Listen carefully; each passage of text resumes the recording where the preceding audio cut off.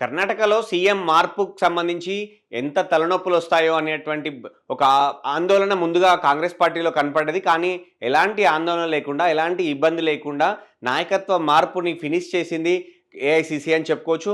ముఖ్యంగా రాహుల్, సోనియా, ప్రియాంక గాంధీ కలిసి కేసీ వేణుగోపాల్‌తో సమన్వయం చేసుకొని రాష్ట్ర నేతలతో మాట్లాడుతూ ఎప్పటికప్పుడు అంటే ఎలాంటి ఇబ్బంది లేకుండా, ఎలాంటి అంటే ప్రతిపక్షాలకు తావివ్వకుండా, ఎలాంటి ఆరోపణలు రాకుండా డీకే శివకుమార్‌కు సీఎంగా అవకాశం కల్పించింది. సో, కీలకమైనటువంటి చాలా సీనియర్ నాయకుడైనటువంటి సిద్ధరామయ్య నుంచి కూడా ఎలాంటి అసంతృప్తి రాగాలు ఆయన వైపు, ఆయన వర్గం వైపు నుంచి రాకుండా జాగ్రత్త పడింది.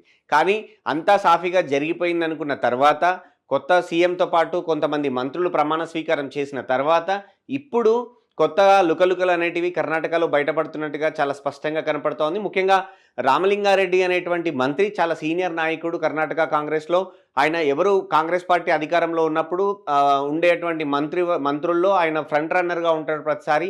సో, ఇటు సిద్ధరామయ్య క్యాబినెట్‌లోను కూడా సీనియర్ మంత్రిగా సేవలందించారు. ఇప్పుడు కూడా అంటే మొత్తం 34 సీఎంతో కలిపి 34 మందికి క్యాబినెట్‌లో అవకాశం ఉంటుంది. అంటే సీఎంతో పాటు మరో 33 మంది మంత్రులకు కర్ణాటకలో అవకాశం ఉంటుంది. అలాంటి చోట కేవలం మొత్తం 14 మంది సీఎంతో పాటు మరో 13 మంది మంత్రుల్ని మొదటి విడతలో ప్రమాణ స్వీకారం చేస్తే అందులో కూడా రామలింగారెడ్డి ఉన్నారు. సో, అట్లాంటి ప్రముఖ నేతగా రెడ్డి సామాజిక వర్గానికి చెందినటువంటి నేతగా కర్ణాటకలో బలమైన నేతగా ఉన్నటువంటి రామలింగారెడ్డి ఈరోజు మీడియా ముందే నేను రాజీనామా చేస్తున్నాను అని చెప్పి చాలా ఓపెన్‌గా ప్రకటించి రాజీనామా చేయడం, సంతకం కూడా మీడియా ముందే చేయడం ఇప్పుడు సంచలనంగా మారిందని చెప్పుకోవచ్చు. ఎందుకు అంటే తనకు డీకే శివకుమార్ అంటే క్యాబినెట్‌లో అవకాశం ఉంటుందని చెప్పినప్పుడు నేను అప్పటి వరకు కూడా ఇన్ని సంవత్సరాల తన రాజకీయ జీవితంలో మంత్రిగా పనిచేయాలనుకున్నప్పుడు, మంత్రిగా అవకాశం వచ్చినప్పుడు ఎవరిని కూడా నాకు ఈ పలానా క్యాబినెట్ బెర్త్ కావాలి, పలానా శాఖ కావాలని అడగలేదు. కానీ డీకే శివకుమారే స్వయంగా మీకేం బెర్త్ కావాలి అని నాతో చర్చించినప్పుడు ఆయనే నాకు బెంగుళూరు అభివృద్ధి శాఖ అనేది ప్రపోజ్ చేశారు. అలాంటి కీలకమైనటువంటి శాఖ సీనియర్‌గా ఉన్న నాకు అవకాశం ఇస్తారు కాబట్టి నేను కూడా వెల్కమ్ చెప్పాను. కానీ నాకు ముందుగా ఎలాంటి సమాచారం ఇవ్వకుండా, నాతో చర్చించకుండా, నాకు ఇస్తానన్న శాఖ కాకుండా ఇరిగేషన్ శాఖ నాకు పూర్తిగా అనుభవం లేని, నాకు అందులో పూర్తిగా దాని గురించి లోతైన అవగాహన లేనటువంటి ఇరిగేషన్ శాఖను నాకు అప్పజెప్పారు. ఇది ఎంతవరకు సమంజసం? ముఖ్యమంత్రిగా నాకు చెప్పిన మాట నిలబెట్టుకోలేదు అని చెప్పి ఆయన తీవ్రమైనటువంటి అసంతృప్తిని వ్యక్తం చేశారు. అలాగే ఆయన నాకు ఒకవేళ ఇప్పటికిప్పుడు వచ్చి నాకు నా మంత్రి పదవి మారుస్తాను, నా శాఖ మారుస్తాను అని చెప్పినా కూడా నేను ఈ రాజీనామాపై వెనక్కి తగ్గను. నేను కాంగ్రెస్ పార్టీ కార్యకర్తగా, కాంగ్రెస్ పార్టీ నేతగా, ఎమ్మెల్యేగా మాత్రం ఖచ్చితంగా కొనసాగుతాను అని చెప్పి ఆయన బహిరంగంగా ప్రకటించారు. ఆయన ప్రకటించిన కొద్దిసేపటికే ఎస్సీ సామాజిక వర్గానికి చెందినటువంటి మరో కీలక నేత మునియప్ప కూడా తన అసంతృప్తి వ్యక్తం చేశారు. తనకిచ్చినటువంటి సివిల్ సప్లైస్ ఏదైతే మినిస్ట్రీ ఉందో ఇది నాకెందుకు, నేను ఇది కాదు అనుకున్నది, నేను సాంఘిక సంక్షేమ శాఖ అలాంటి అంటే ప్రజలకి నేరుగా సామాన్య ప్రజలకి సేవ చేసేలాగా ఉండేటువంటి ఒక శాఖను ఎక్స్పెక్ట్ చేశాను. నాకు ఈ సివిల్ సప్లై శాఖ నాకు పెద్దగా అనుభవం లేదు, నాకు ఇంట్రెస్ట్ లేదు.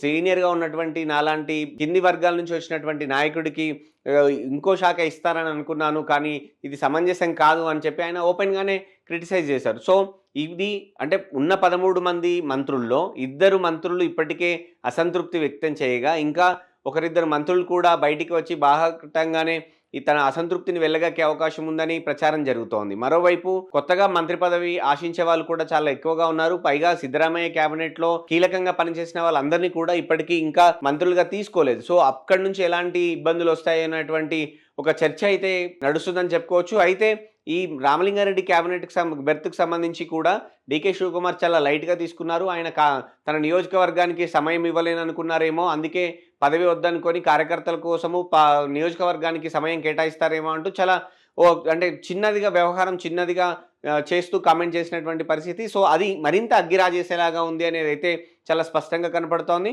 సో, మొత్తానికి అధికారం మార్పిడి, నేత మార్పిడి, నాయకత్వ మార్పిడి చాలా సజావుగా సాఫీగా సాగిందనుకుంటున్న తరుణంలో కర్ణాటకలో రాజకీయం కొత్తగా కొన్ని గ్రూపులుగా మరింతగా ఇబ్బంది పెట్టేలాగా అయితే కనపడుతోంది. త్వరలో అక్కడ ఎలక్షన్స్ రాబోతా ఉన్నాయి.